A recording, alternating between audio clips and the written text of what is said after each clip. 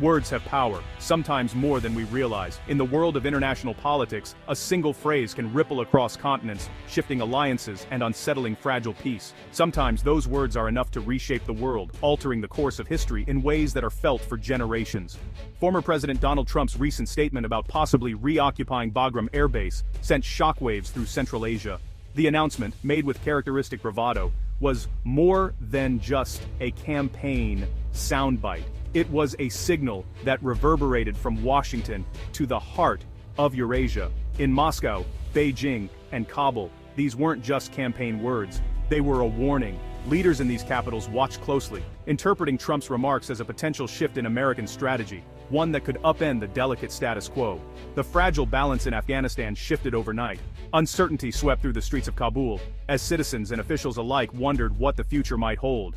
Russia and China, wary of a renewed U.S. presence on their doorstep, saw a threat to their own security. High-level meetings were convened, and military postures quietly adjusted along sensitive borders. Trump's comments became a catalyst, pushing Afghanistan further from the West and closer to its powerful neighbors. The region's leaders, already skeptical of American intentions, began to look elsewhere for stability and support. Moscow and Beijing accelerated their engagement with the Taliban, moving from cautious talks to strategic partnership. What was once a tentative dialogue quickly evolved into formal agreements and public displays of cooperation. The mere mention of Bagram united them against American influence. For Russia and China, it was a rare moment of alignment, a shared interest in keeping the U.S. at bay. Russia moved to formally recognize the Taliban. China issued stern warnings, making it clear that any American return would be met with resistance, diplomatic, economic, and perhaps even military. The Taliban, emboldened by this new support, declared their sovereignty with renewed confidence. Their leaders spoke of independence, legitimacy, and a future free from foreign intervention. The old great game is back, but with new players and higher stakes. The contest for influence in Central Asia has entered a new phase, one defined by shifting alliances and unpredictable moves. Trump's words didn't just cause a stir, they may have redrawn the future of Central Asia. Borders, loyalties, and power structures are all in flux as the region braces for what comes next. The region's ambiguity is gone, clear lines are being drawn. Old uncertainties are giving way to new realities, as leaders stake their claims and populations adjust to a rapidly changing landscape. The fallout is immediate, profound, and still unfolding. Newsrooms buzz with speculation, while diplomats scramble to keep pace with events that seem to accelerate by the hour. One statement has set the stage for a new era of confrontation. The world watches, knowing that the next chapter in this high-stakes drama is only just beginning. For decades, Russia viewed the Taliban with deep suspicion, haunted by memories of its own costly war in Afghanistan and the chaos that followed in the 1990s. The violence and instability of that era left a lasting mark on Russian policymakers, who saw Afghanistan as a source of regional turmoil and extremism. But after the dramatic U.S. withdrawal in 2021, a new sense of pragmatism took over in Moscow. The Kremlin realized that the old approach was no longer viable. Russia began hosting high-level talks, inviting Taliban representatives to the table in search of stability, security, and a new regional order. Then, Trump's remarks about Bagram Air Base sent shockwaves through Moscow. Suddenly, what had been a cautious engagement with the Taliban became an urgent partnership, as Russia feared a renewed U.S. presence on its southern flank. The Kremlin saw the possibility of a U.S. return as a direct threat to its interests and pivoted quickly, accelerating diplomatic efforts with the Taliban. In a bold move, Russia announced plans to remove the Taliban from its official terrorist list, signaling a willingness to grant full diplomatic recognition and reshape its foreign policy.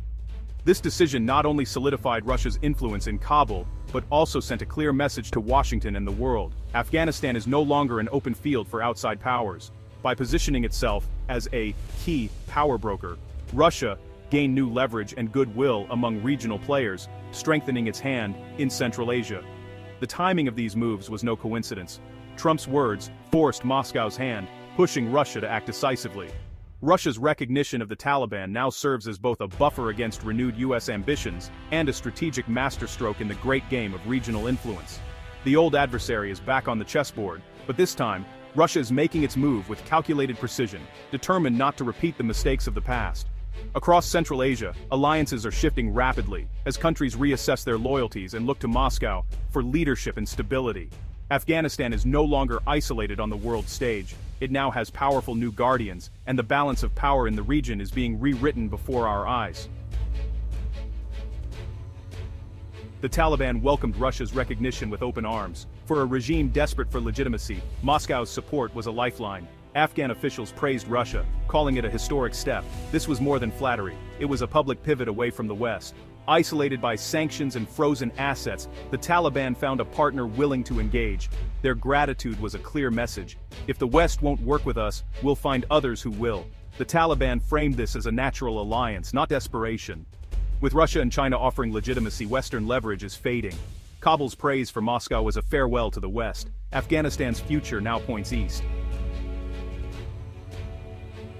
Russia drew a red line. Any U.S. return to Bagram would be a hostile act. Russian officials warned that re-establishing a U.S. base would destabilize the region and threaten Moscow's security. The message was clear. Russia would not tolerate a NATO-aligned military footprint in its backyard. This warning also reassured the Taliban. Moscow would stand with them against foreign interference. Russia positioned itself as Afghanistan's security guarantor, cementing its new alliance. The threat was credible, backed by military assets in Central Asia. Bagram is now a symbol of confrontation, not just an abandoned airfield. Trump's words forced Russia to make its position unmistakable.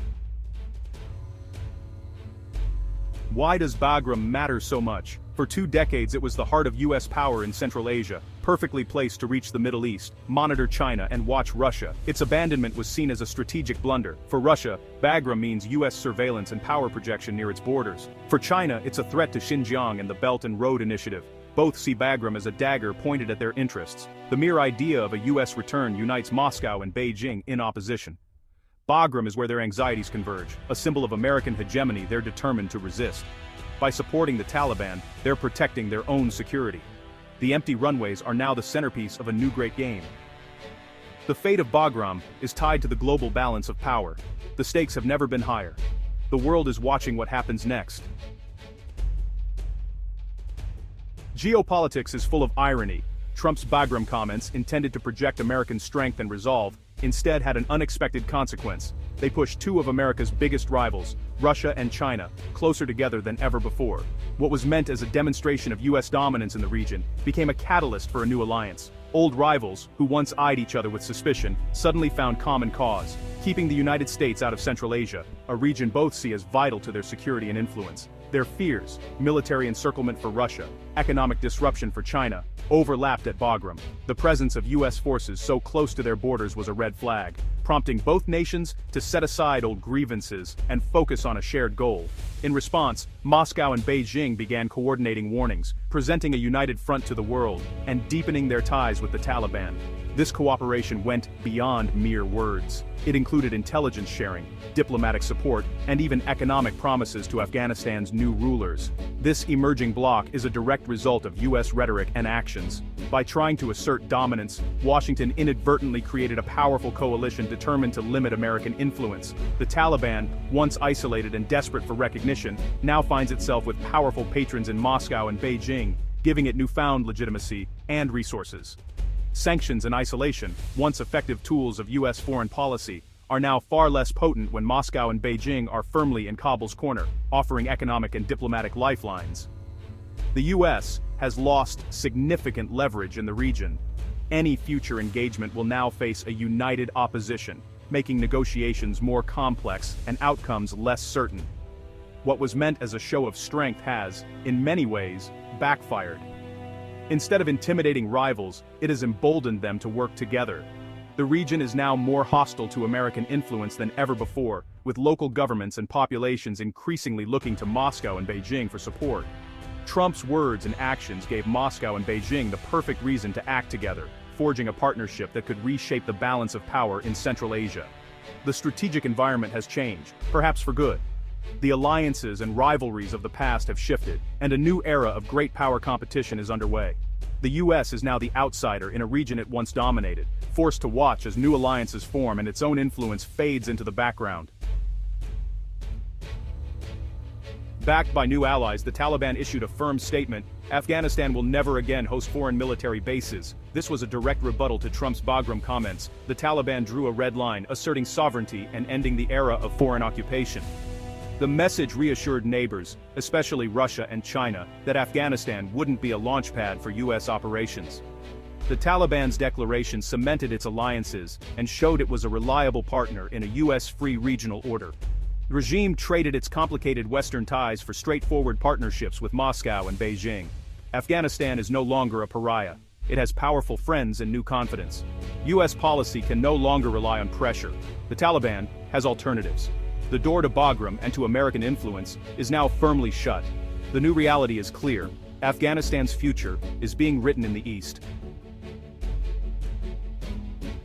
China's response to Bagram was forceful, if measured. Afghanistan is a key link in China's Belt and Road Initiative and a buffer for Xinjiang. Trump's comments threatened China's economic vision and security. A US base at Bagram could disrupt trade and monitor Chinese activities. Beijing deepened engagement with the Taliban, keeping its embassy open, offering aid and encouraging investment. China's strategy used economic incentives to secure its interests and keep Afghanistan stable. The Bagram Flashpoint accelerated this approach. For China, a stable Afghanistan integrated into the Belt and Road is the ultimate security guarantee. The threat of a US return gave Beijing every reason to double down. China, like Russia, now sees the Taliban as the only viable partner for regional stability. In weeks, the geopolitical map of Central Asia has been redrawn. Trump's Bagram comment triggered a cascade. Old rivals aligned, the US locked out. Russia and China now anchor a new bloc, with Afghanistan at its center. The Taliban, once isolated, has gained legitimacy and security. For the US, this is a major setback. The door to Afghanistan is closing. Russia is the security guarantor. China, the economic partner. The Taliban has secured its rule by aligning eastward. The West's isolation strategy has failed. A new axis stretches from Moscow to Beijing through Kabul. Some wonder if the US is forcing its rivals to inherit Afghanistan's problems, a calculated gambit. But for now, the reality is stark. A new great game has begun, and the US is not on the field. The future of Central Asia is being decided, without America at the table.